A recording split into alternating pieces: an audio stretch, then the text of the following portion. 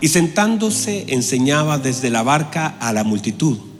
Cuando terminó de hablar, dijo a Simón: boga mar adentro y echad vuestras redes para pescar. Respondiendo Simón le dijo: Maestro, toda la noche hemos estado trabajando y nada hemos pescado, mas en tu palabra echaré la red. Y habiéndolo hecho, encerraron gran cantidad de peces y su red se rompía. Entonces hicieron señas a sus compañeros que estaban en la otra barca para que viniesen a ayudarles. Y vinieron y llenaron ambas barcas, de tal manera que se hundían.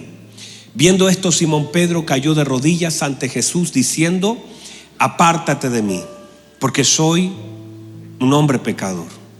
Porque por la pesca que habían hecho, el temor se había apoderado de él y de todos los que estaban con él, y asimismo de Jacobo y Juan, hijos de Zebedeo, que eran compañeros de Simón.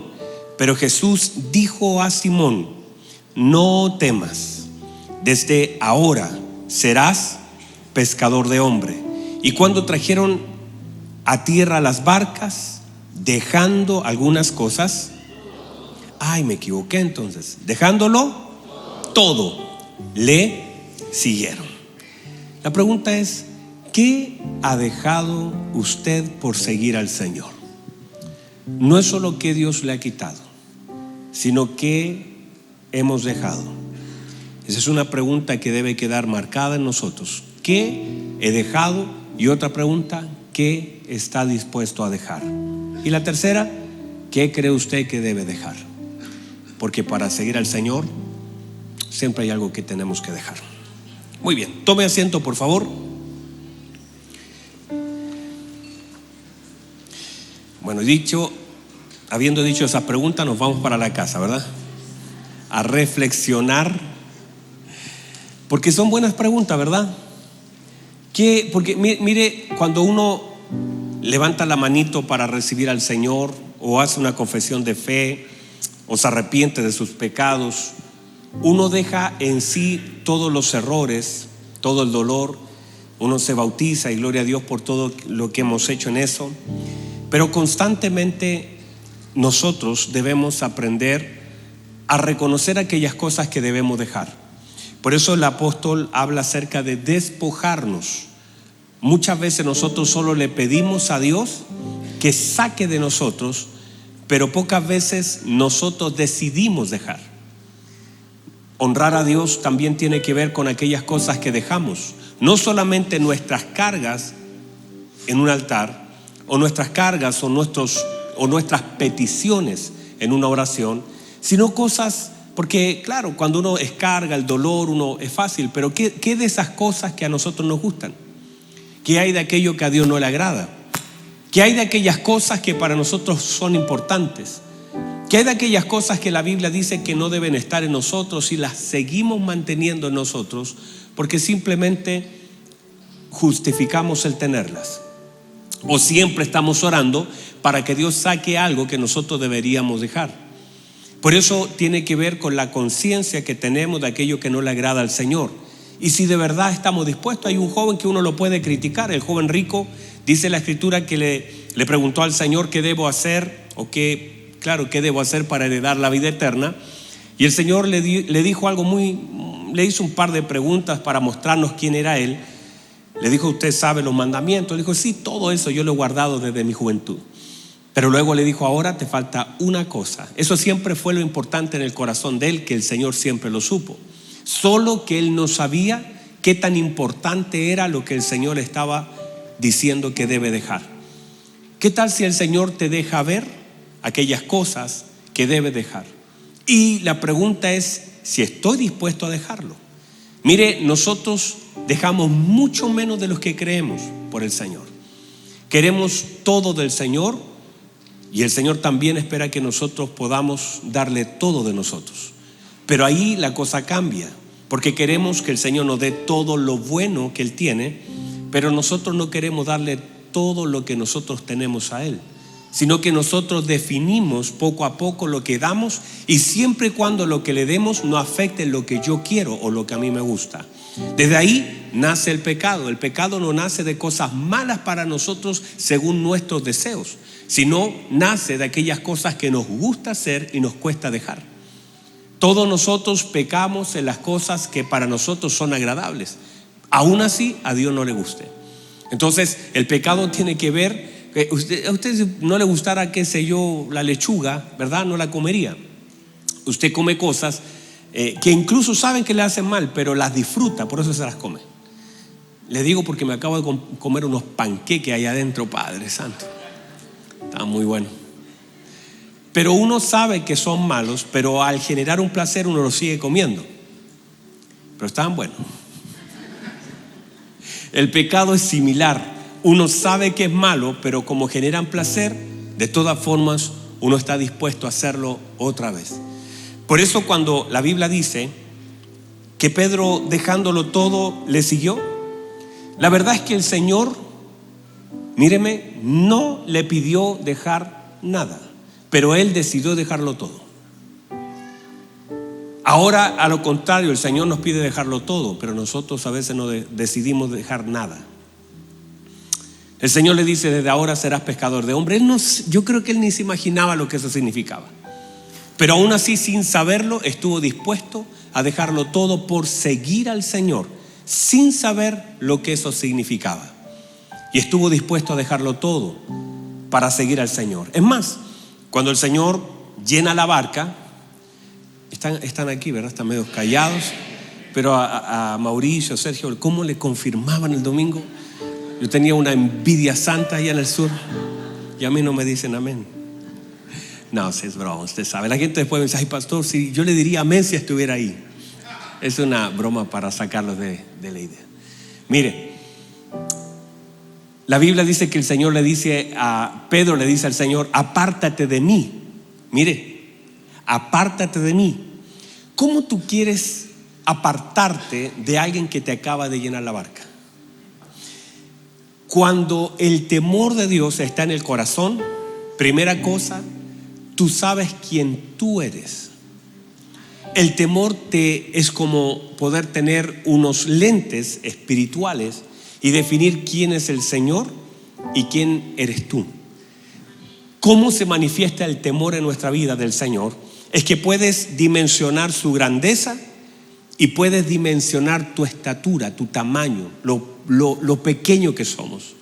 Cuando no hay temor del Señor, asumimos que somos grandes, indestructibles, fuertes, que nada nos va a afectar, que nunca nos vamos a enfermar, que el trabajo, que el dinero que tengo es suficiente. Eso es porque se fue el temor. Cuando el temor de Dios se manifiesta, cuando tú reconoces la grandeza del Señor y la necesidad que tienes de ese Señor tan grande por nosotros ser tan pequeños.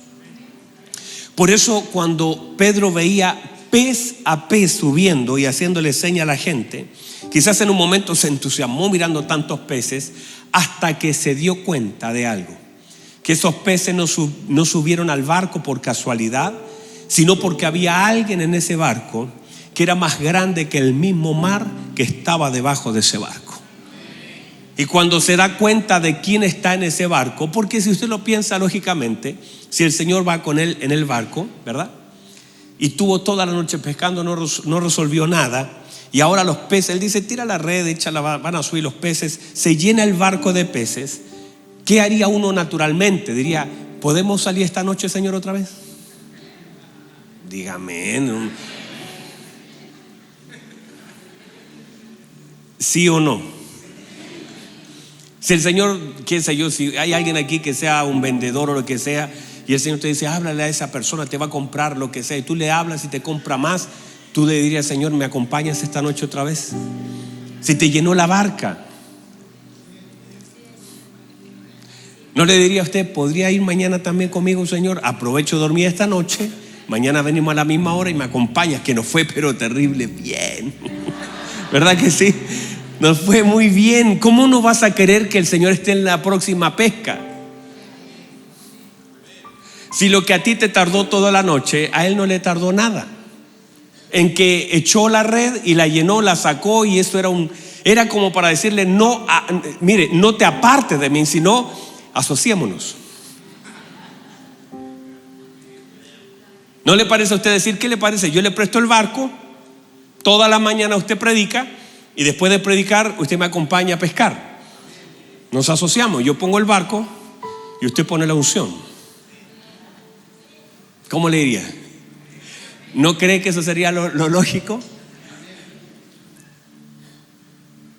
Pero el temor del Señor se apoderó, y cuando el temor de Dios llega al corazón del hombre, ya Pedro ya no está mirando los peces. Pedro está mirando con claridad. Está mirando la grandeza de ese Señor a quien esos peces pueden obedecer y responder a su voz. Así que no estoy pensando en asociarme a quien llenó mi barca, sino que Él se aparte, porque puedo ver quién soy yo frente a Él. Y sé que soy un hombre pecador que ni siquiera debería compartir el espacio que tengo con Él.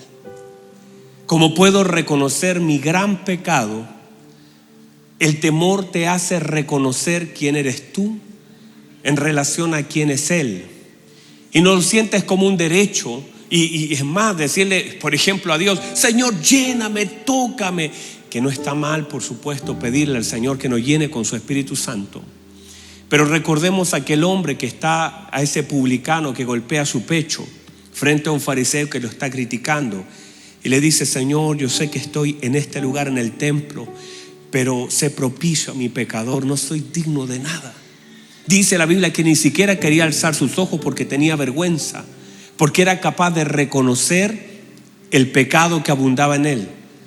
Cuando digo eso es que justamente el temor al Señor se manifiesta por reconocer la grandeza del Dios a quien nosotros servimos.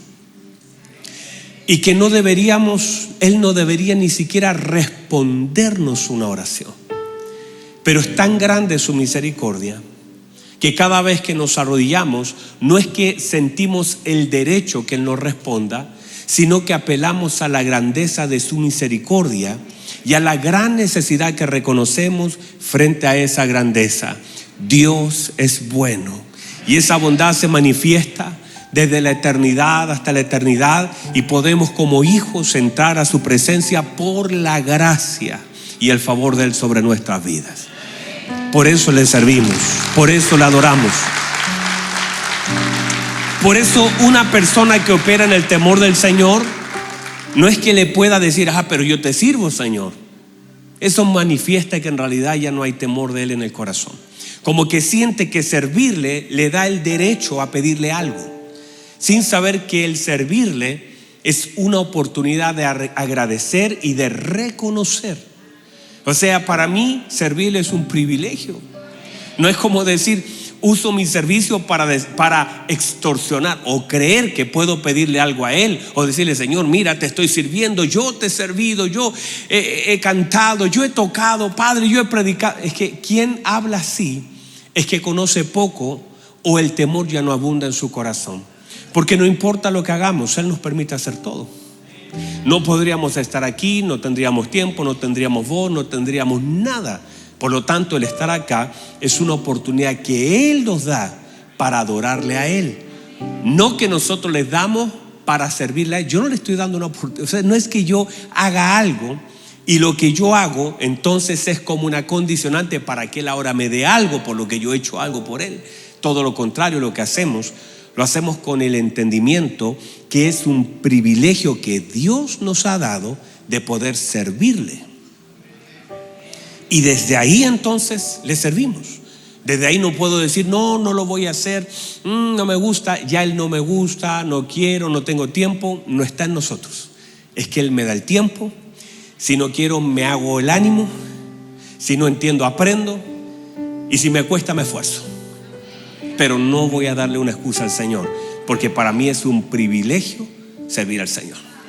Y la iglesia completa debe sentir así, un alto privilegio servir al Señor. Diga amén. Así que ese temor del Señor se manifiesta por eso, por el hecho de Él decir, Señor, apártate de mí. Porque dice, porque el temor se había apoderado de su corazón. ¿Por qué? Por la gran pesca. La pregunta es, si nosotros logramos dimensionar lo que Él es, lo que Él ha hecho y quiénes somos nosotros, porque desde ahí nace el verdadero temor al Señor. Muy bien, el jueves pasado justamente hablamos sobre los argumentos para justificar la desobediencia que hemos visto en este pasaje. ¿Se acuerda alguien de lo que vimos? No, nadie se acuerda del mensaje. Pero bueno, vamos a recordar algunas cosas que son los argumentos que usó Pedro para justificar su desobediencia. Ahora, ponga atención a esto, porque siempre tendremos la oportunidad de obedecer.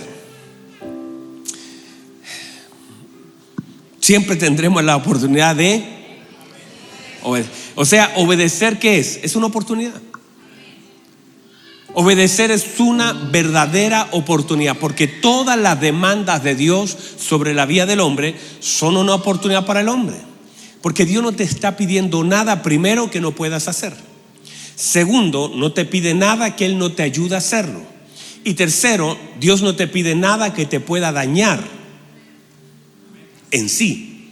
O sea, Dios nunca te va a pedir algo malo. ¿Usted le pide algo malo a su hijo? No, ¿verdad?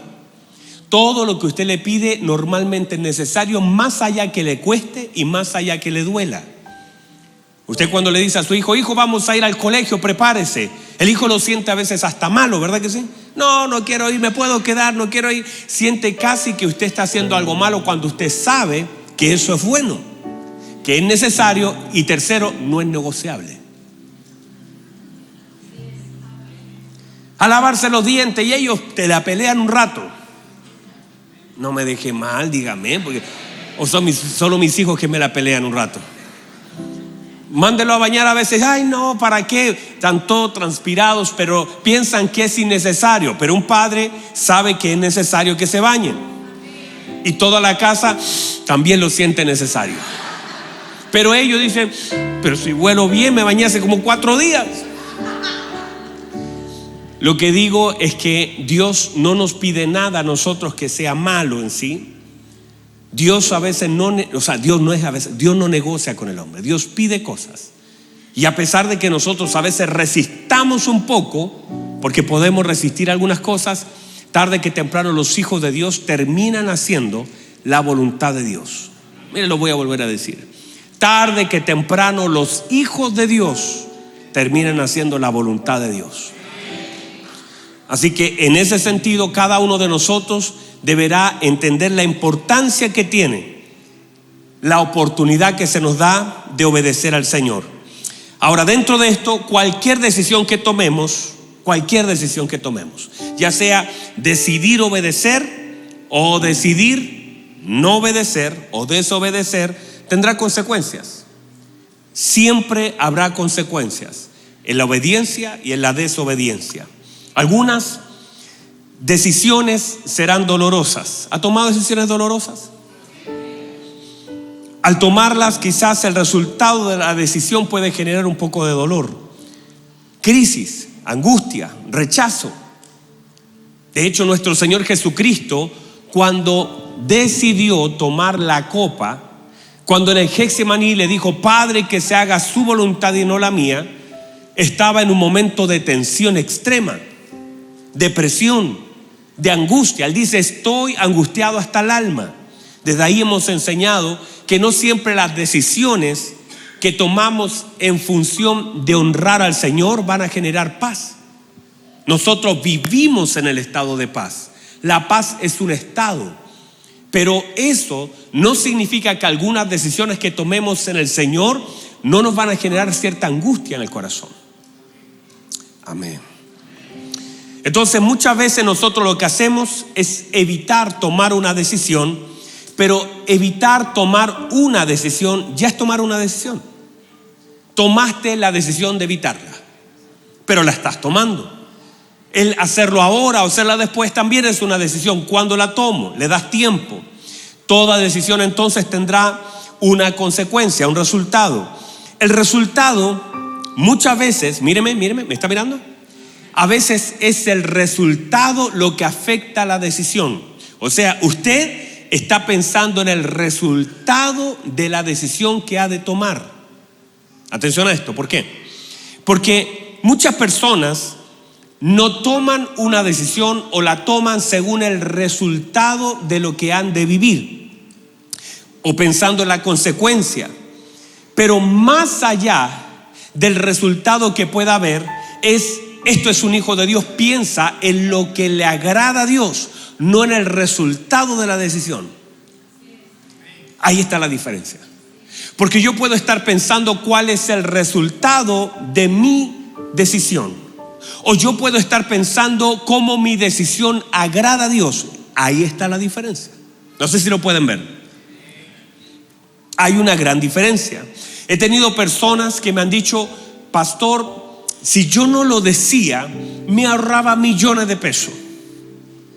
Y el resultado puede ser bueno, pero con esa decisión no estás agradando a Dios porque no estás siendo justo.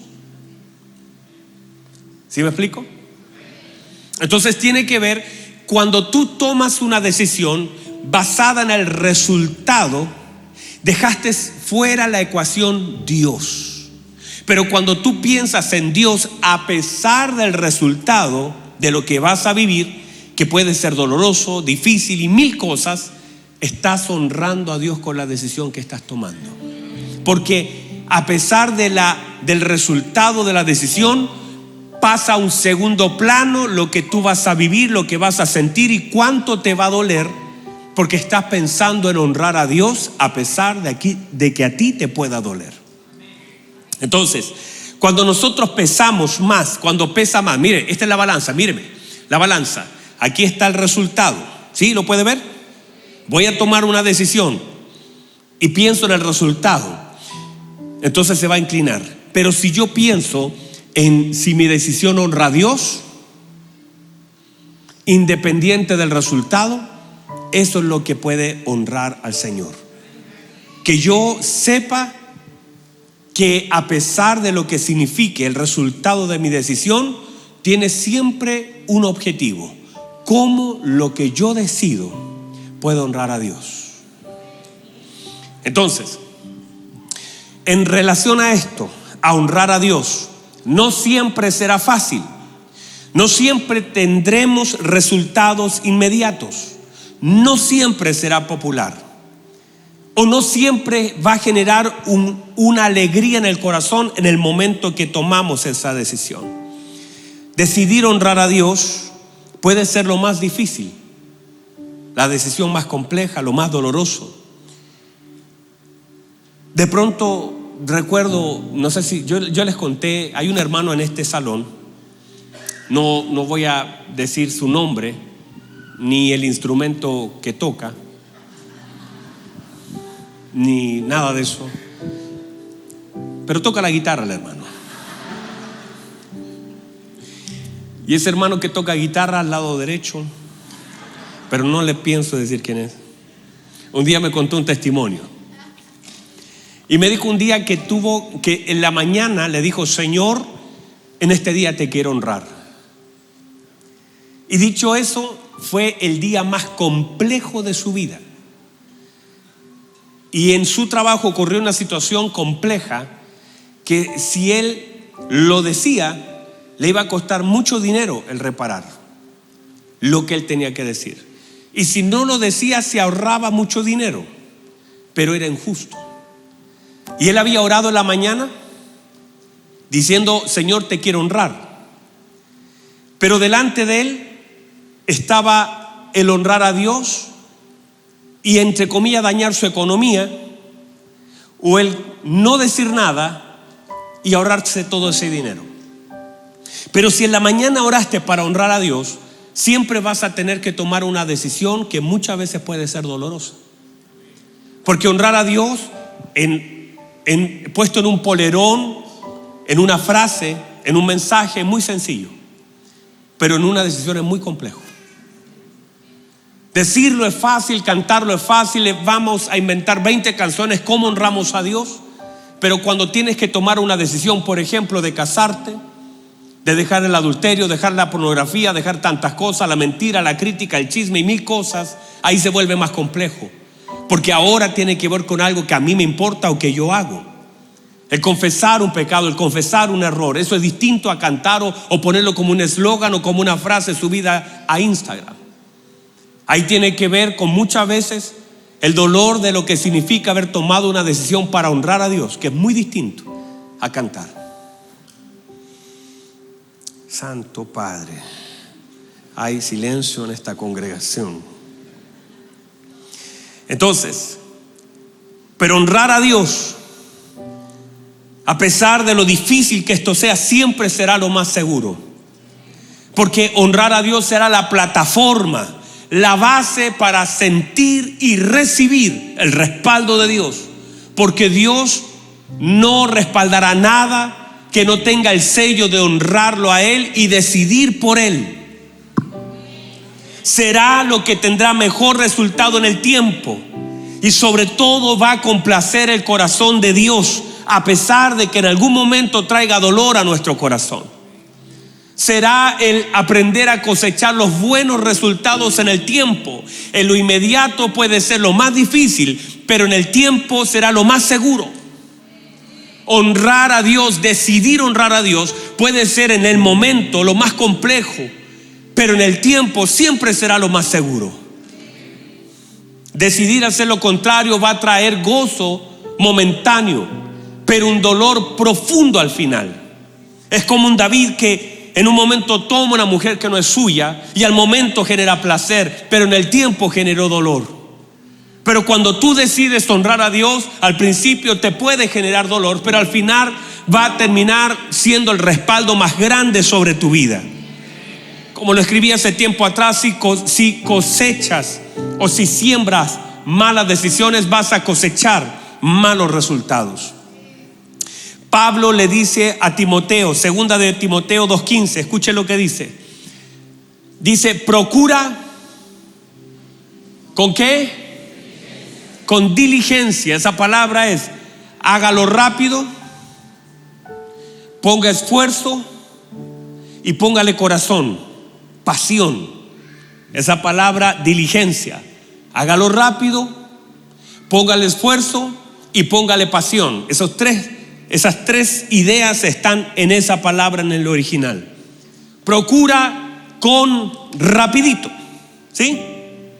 No, nadie dice amén aquí. Procura con diligencia, con pasión, con esfuerzo. O sea, esto demanda esfuerzo. Presentarte a Dios, no a los hombres, a Dios. Porque los hombres no siempre te van a ver. Por eso Pablo le dice, tienes que procurar rápidamente, tienes que procurar con pasión y tienes que procurar con esfuerzo presentarte a Dios, que es el más importante. Dios es lo más importante. Presentarte a Dios, ¿cómo? Esa palabra, uno que pasó la prueba. Debes presentarte pasando la prueba. Aprobado. ¿Como qué? Como obrero que no tiene de qué avergonzarse. Que usa bien ¿qué? Entonces debemos aprender a usar bien. No a usarla a favor, a usarla bien. No a acomodarla, no a tratar de manipularla, sino a usar bien la palabra de verdad. El tema es que el apóstol entonces le está enseñando a su hijo Timoteo la importancia que tiene el hecho de presentarse siempre delante de Dios, esforzadamente, como un obrero que no tiene nada de qué avergonzarse. Una persona que ha pasado la prueba y que no usa la prueba para quejarse, sino para probarse. Que sabe que la prueba no es para reclamar, es para superarla y presentarse no con la cabeza agachada, sino decir, Señor, he hecho todo lo que está en mis manos para honrarte a ti. Entonces Pablo tomó en su vida, y quizás por el tiempo no me da para explicarle todo eso, pero Pablo tomó en su vida muchas decisiones pensando en Dios más que en él. Y muchos de los sufrimientos de Pablo usted lo va a ver en una cárcel, usted lo va a ver golpeado, usted lo va a ver apedrado, usted lo va a ver sufriendo, porque justamente muchas de las decisiones de él fue pensar más en Dios que en su propio bienestar. Y cuando alguien piensa más en Dios que en él mismo, ocurren esas cosas. Pero cuando pensamos más en nosotros que en Dios, podremos entonces no estar aprobados delante de él. Jonás, por ejemplo, pensó más en él que en Dios. Jonás pensó más en él que en Dios. No le importó mucho lo que Dios le dijo, le importaba más lo que él pensaba. Por eso se fue a otro lugar. Sansón pensó más en él, en complacer sus deseos, que en obedecer al Señor con su llamado. David, cuando enfrentó a Goliat, pensó más en Dios que en él. No le importó perder la vida delante de Goliat, pero en la tentación pensó más en él que en Dios. Vea cuáles fueron las batallas que ganó. Perdió una batalla de un deseo porque pensó en él, pero ganó una batalla de 2 ejércitos porque pensó en Dios. Piense que mucho de lo que usted pierde es por en quién está pensando. Muchas de las batallas que perdemos tienen que ver porque pusimos el pensamiento en nosotros y no en Dios. Él perdió la batalla porque pensó en él. Y cuando nosotros comenzamos a pensar en nosotros, vamos siempre a perder. Pero si nosotros pensamos en Dios, siempre vamos a ganar. Aunque eso signifique por un momento sufrir, pero vamos a ganar. Lo vuelvo a decir. Si pensamos en Dios, siempre vamos a ganar. Aún así, en un momento tengamos que sufrir, pero vamos a ganar si pensamos en Dios. Por eso cuando uno ve solamente en la escritura, uno empieza a darse cuenta en quién estaban pensando. Daniel pensó en Dios más que en él. Lo acusaron injustamente, le dijeron te tenemos que meter. Él no se justificó, él pensaba en Dios, él honraba a Dios. No pensó en él, pensó en Dios. Pero él, cuando sale del foso, sale bendecido, aprobado, sale en victoria porque pensó en Dios más que en él. La pregunta sería: ¿en quién pienso cuando tomo una decisión? ¿En quién pienso cuando tengo que decidir? ¿Qué se me viene a la mente cuando debo tomar una decisión? Y le digo, si usted piensa en cómo honrar a Dios, la batalla está ganada. La decisión es mucho más sencilla cuando tú piensas en honrar a Dios más que en complacerte a ti mismo. Cuando tomamos una decisión, eso es, escúcheme bien, la fuente de una decisión que honra a Dios siempre es en quién estoy pensando. O sea, si mi pensamiento, porque lo dice la alabanza, ¿verdad? Mi pensamiento eres tú. Mi pensamiento eres tú. Y lo cantamos, lo podemos decir y es una verdad. El punto es cuando la fuente de tu decisión es Dios, entonces toma la decisión pensando en Él. Eso va a tener una fuerza tan grande a pesar de que traiga un dolor momentáneo. Todo tiene que ver en cómo agrado al Señor y cómo puedo complacer el corazón del Señor. Ahora, dentro de esto, están acá todavía, ¿verdad? Estos argumentos de desobediencia que usó Pedro, por lo menos, solamente los voy a mencionar porque ya los prediqué la semana pasada. Número 1, usó la experiencia como un argumento. La experiencia de la noche que le fue mal. Señor, toda la noche estuvimos pescando. Entonces él usa el argumento de la desobediencia. Mire, si él dice toda la noche estuvimos intentando pescar y el Señor dice, ya lo intentaron, pensé que no lo habían intentado. Bueno, entonces déjalo así. ¿Cómo vas a usar la experiencia como un argumento de desobediencia? Todo lo contrario, he dicho en otras oportunidades que la experiencia podría ser el mayor estorbo a lo nuevo que Dios quiere hacer. Segunda cosa, la frustración. Él está cansado, frustrado, lavando las redes. Y a veces podemos usar la frustración como un elemento de desobediencia, porque la frustración toca el alma. Y todos en algún momento nos hemos sentido frustrados.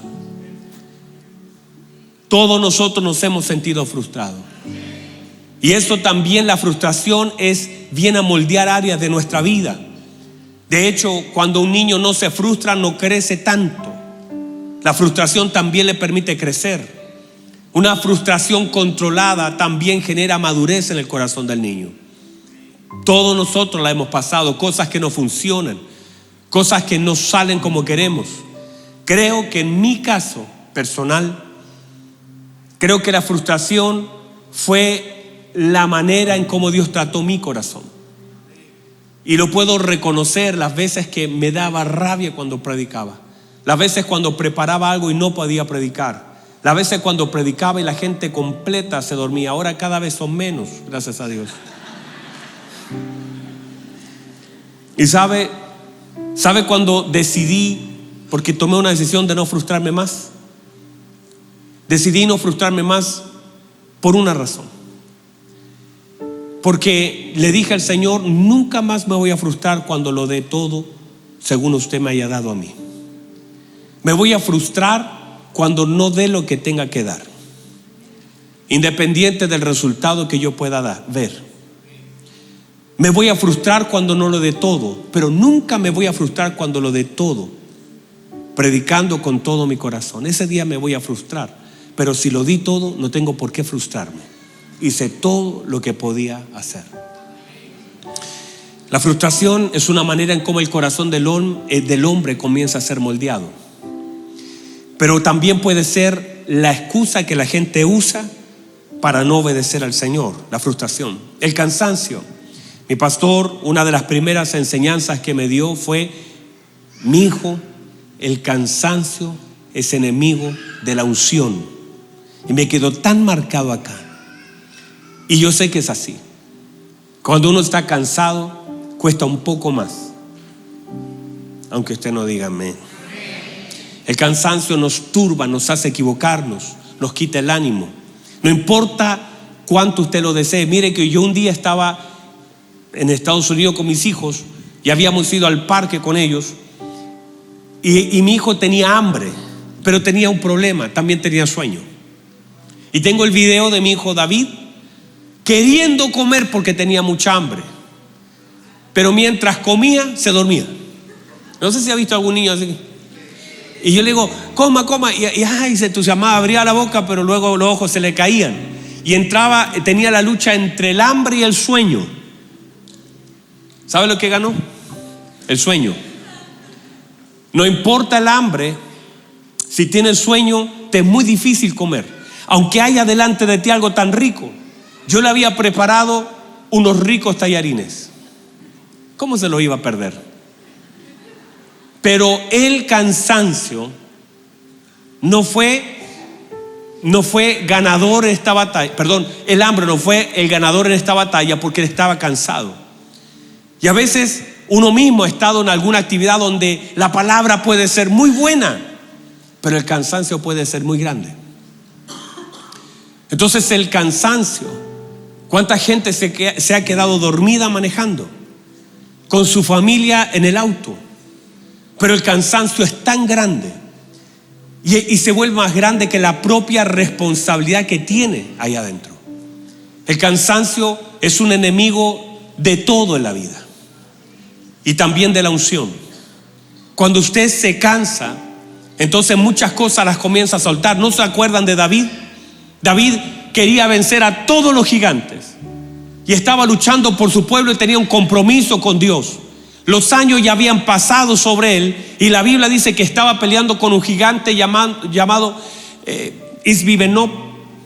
Y dice la Biblia que su mano se cansó y soltó la espada y lo iban a matar. No es que él no quería pelear, no es que él no deseaba derrotar al gigante, pero ya no tenía fuerzas para sostener la espada y la terminó soltando. El gran David terminó soltando la espada. Fue la última batalla en el campo de guerra que él tuvo. Muchas veces eso es igual con nosotros. Por eso uno debe ver cuáles son las cosas que están generando cansancio. Cuando el enemigo, si usted ve yo siempre veo los programas de Animalito, a veces la forma en cómo poder alcanzar una presa es cansándola. No tiene el tamaño ni la fuerza para derrotarlo, pero una vez se cansa, el animalito deja de luchar por su vida y se entrega a lo que tiene que vivir. El cansancio es muy complejo porque daña todas las áreas de nuestra vida. Hay matrimonios que están cansados. Hay situaciones que nos comienzan a cansar el corazón, pesos. Por eso la invitación del Señor: vengan a mí, los que estéis trabajados y cansados, y yo os haré descansar. Porque el Señor sabe cuánto necesitamos descansar. Y como el Señor lo sabe, el tema es que si el Señor te pide las cargas, no deberías ponerte otras encima y darte cuenta qué es lo que está generando cansancio. Examinarlo, revisarlo y orarlo delante de Dios. Amén, aunque nadie diga amén. El temor a volver a fallar, el carácter, la indisciplina, la falta de sujeción, entre otras cosas, son algunas excusas que aquí aparecen en este pasaje. Pero déjeme, con lo último que me queda de tiempo, las últimas 2 horas que me quedan. Gracias, mi hermano, yo sé que lo dicen de cariño. Déjeme decirle 2 cositas para bajar el avión. Número 1, el Señor siempre va a querer usar lo que Él mismo nos ha dado, usar lo que tenemos. Uno tiene que aprender a definir lo que Dios le ha dado. ¿Y sabe lo que Dios te ha dado? Todo lo que tienes, Dios te lo ha dado. Dios nos ha dado todo lo que tenemos. Y el Señor, cuando llega ahí a predicar a la orilla, le dice a Pedro, le ruega que le preste su barca. Y Pedro tiende a resistir, por lo que dice la Escritura, que le rogó que le prestase su barca. El tema es que Pedro estaba perdiendo una oportunidad, no solamente de recibir esa gran cantidad de peces, sino de conocer al Señor, que era capaz de cambiar su historia. Él, por negarle algo al Señor, o por casi negarle algo al Señor, estaba impidiendo que Dios se glorificara en el lugar de su fracaso. Y a veces nosotros, por negarle algunas cosas en nuestra vida, nos está pasando lo mismo.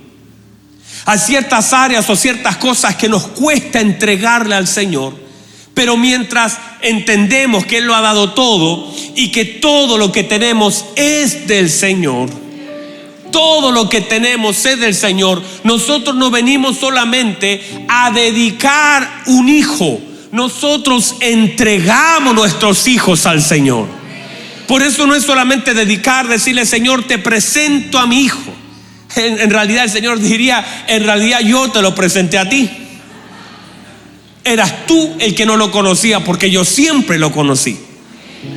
Nosotros no estamos presentando un hijo, nosotros estamos consagrando. Y eso es lo que hizo Ana. Ana tomó ese hijo y le dijo: Señor, este hijo es tuyo.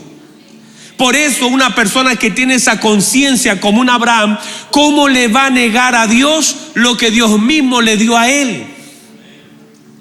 Por eso él puede subir al monte, porque ¿cómo le podría negar a Dios todo lo que Dios le había dado a él? El problema es cuando nosotros creemos que podemos negarle algo a aquel que lo dio todo. ¿Cómo le vamos a negar nuestro tiempo? ¿Cómo le vamos a negar nuestra vida si todo lo que tenemos es de Él? No puedo negarle nada a Dios. Él quiere usar lo que Él mismo nos ha dado. Escuche eso. El barco que tenía Pedro, el Señor lo quería usar. Lo que debo entender es cómo Dios puede usar todo lo que Él mismo me ha dado. Dios va a usar a mis hijos. Dios va a usar mi vida. Dios va a usar los talentos que Él me ha dado. Dios va a usar todo lo que Él me ha dado a mí si yo lo dispongo para Él.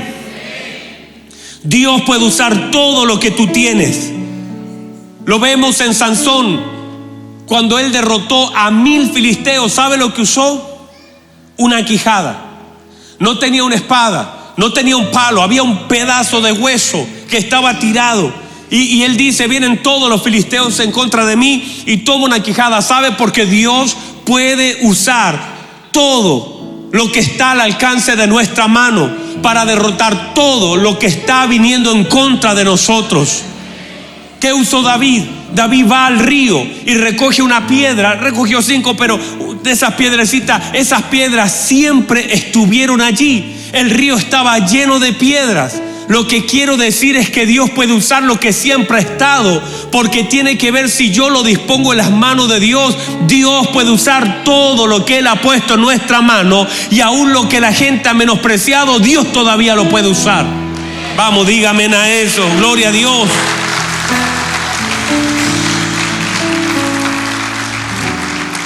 Dios sí puede usar a un Jonás. ¿Sabe lo que nos muestra la historia de Jonás? No solamente la desobediencia de Jonás, porque la desobediencia de Jonás no es una sorpresa para Dios. Lo que nos está mostrando es que Dios puede usar a un Jonás. Ya lo vuelvo a decir. No es que el Señor no sabe quién es Jonás. Dios conoce a Jonás, sabe lo que piensa, sabe lo que hace, es más, sabe hasta dónde va a ir. No es que Dios tenga que improvisar un pez. La Biblia dice que Dios había preparado un pez. ¿Sabe por qué lo preparó? Porque Él sabía que Jonás iba a desobedecer. Lo que quiero explicarle no es que Jonás es una sorpresa para Dios, sino que Dios es una sorpresa para Jonás, porque él, debiendo haber sido desechado, Dios tuvo misericordia y lo puso otra vez en el camino.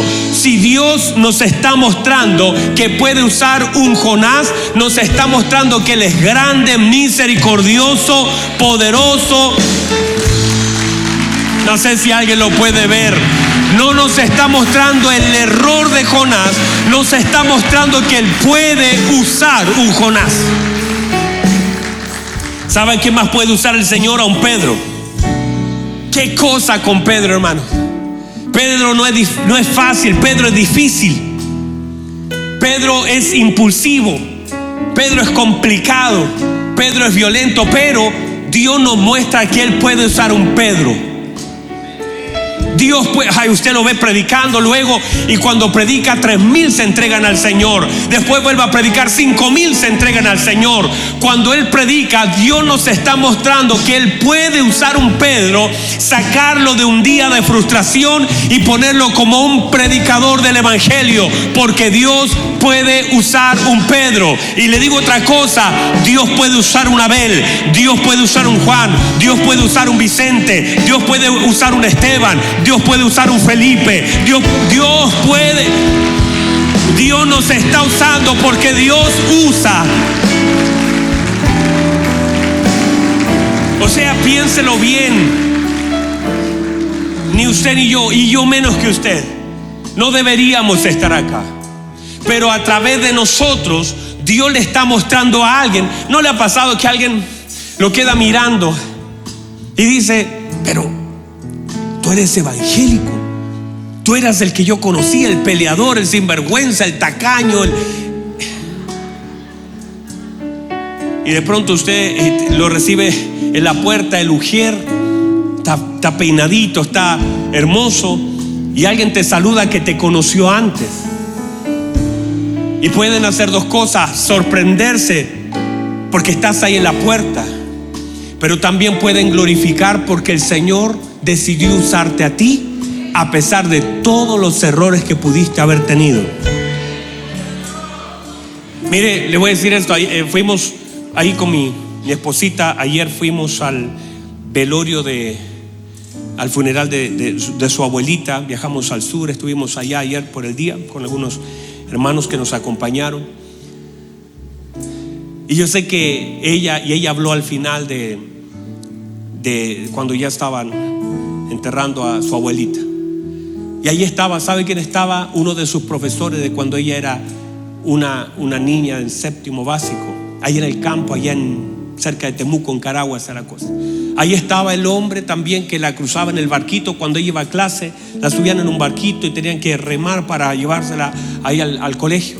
Ahí estaba la enfermera que le ponía inyecciones cuando era chiquitita. Ahí estaba. Y ahí estaba también mi esposa, predicando al Señor Jesucristo, honrando al Señor Jesús. ¿Usted no cree que esa persona, yo vi al profesor que le dijo, ay, mira, tanto, está viendo a una mujer de Dios? Él le hizo clase a una mujer de Dios. Alguien atendió a esa mujer de Dios, alguien la conoció. Lo que quiero decir es que alguien te puede conocer el día de mañana y decir, no eras tú ese chiquitito que yo llevaba. Mira lo que Dios ha hecho contigo, mira lo que Dios te ha dado, mira lo que Dios te ha levantado, mira cómo Dios te ha sanado. En el lugar de la mayor frustración, del mayor dolor, Dios te ha hecho florecer. Él es bueno, Él es grande, Él puede usar nuestra vida para su gloria, para que nuestra vida lo glorifique a Él, porque Él es bueno, Él es fiel, Él es grande. Vamos, dígame, diga gloria a Dios. Él puede usar nuestra vida para que Él sea glorificado, para que Él sea exaltado, porque finalmente todo se trata de Dios. Dios puede usar a un Jonás, a mí también me puede usar. Dios puede usar un Jeremías, Dios puede usar un David, Dios puede usar un Saulo, y Dios también me ha usado a mí, te ha usado a ti, y las cosas que serán en adelante serán gloriosas, porque hemos sido transformados por el poder de su presencia. Vamos, diga amén. Alguien puede decir amén. Alguien puede decir amén. Porque Dios usa nuestra vida para su gloria. Déjenme cerrar con esto. El Señor le dice a Pedro, apártate de la orilla. Y sabe, hay demasiadas personas que se acostumbraron a estar en la orilla, de no tener relaciones profundas. Son relaciones de orilla, no me comprometo mucho. Como he fracasado allá adentro, mejor me quedo en la orilla, acá afuera. Hay un montón de personas que el temor le impide profundizar. Son personas de orilla. Aquellos que han sentido mucho dolor en un momento de su vida, se vuelven personas que no quieren profundizar ni en relación, en compromiso, en nada. No, yo vengo a la iglesia, yo me siento por ahí, pero no me voy a comprometer más porque cuando lo hice me fue mal. Una relación se rompió, te dañaron, te hirieron, te lastimaron. Tenías una relación profunda con alguien, esa persona te quebró. Entonces prefieres estar en la orilla, mirando cómo otras barcas se pueden meter, pero te acostumbraste a estar en la orilla. Pero el llamado del Señor es: boga mar adentro. Voy a enseñar desde la orilla, pero los milagros se hacen en lo profundo. No voy a sacar los peces aquí en la orilla. Mire, ¿usted cree que el Señor pudo haber sacado los peces desde la orilla? Claro que sí. Es más, ni con la red pudo haber dicho: los pescados súbanse al barco, y se acabó. Ya. Pero el Señor nos enseña una lección. Hay muchas cosas que no van a ser en la orilla, que vas a tener que dejar la orilla e ir a lo profundo. Hay cosas que no van a ser en la orilla, porque ¿sabe la orilla lo que indica? Es estar con un pie adentro y con un pie afuera. Y hay un montón de personas que están así, que están diciendo: yo voy a la iglesia, pero solo voy. No me hagan hacer nada. No quiero comprometerme con nada. Y hay cosas que no van a suceder a menos que tú no te pongas un anillo, te comprometas. ¿Sabe por qué? Porque en el compromiso hay legalidad. Cuando tú te comprometes, te vuelves legal. Pero hay gente que le gusta estar en la orilla, porque ahí en cualquier momento solo se va. Pero cuando estás ahí adentro, hay cosas que solamente Dios las va a hacer cuando te metas más adentro. No te vuelvas una persona de orilla, métete más adentro. Eso es lo que le dijo el Señor a Ezequiel. Le dijo: Ezequiel, mide 1000 codos, y él midió los pies a los tobillos. Y el Señor le dijo: vuelva a medir y vuelva a avanzar. Los pies a la rodilla, siga avanzando, Ezequiel. Hasta la cintura, hasta los lomos, siga avanzando, Ezequiel. Dice: llega un momento que yo estaba metido. El Señor dice: ahí te quiero tener. No me sirve que seas personas con los pies metidos en el agua. Te quiero metido en lo profundo. No sea una persona de orilla. Métase más profundo con el Señor. No se conforme con estar en la orilla de una silla. Métase más adentro con Dios. Amén. Le damos un fuerte aplauso al Señor. Vamos. Démosle un fuerte aplauso al Señor. Vamos, alguien puede celebrar al Rey. No se conforme con la orilla. No es todo lo que Dios tiene para ti. Hay más, hay más, hay más. Y vamos a ir a lo profundo. Ahí el Señor nos hará tirar la red y ver su gloria, y ver su amor, y ver su gracia. Vamos, denle un fuerte aplauso al Señor y celébrelo. Y díganle: Señor, saldré de la orilla. En el nombre de Jesús. En el nombre de Jesús. Comprométase. El Hijo se comprometió con la tierra. El Hijo vino a la tierra. Dijo: voy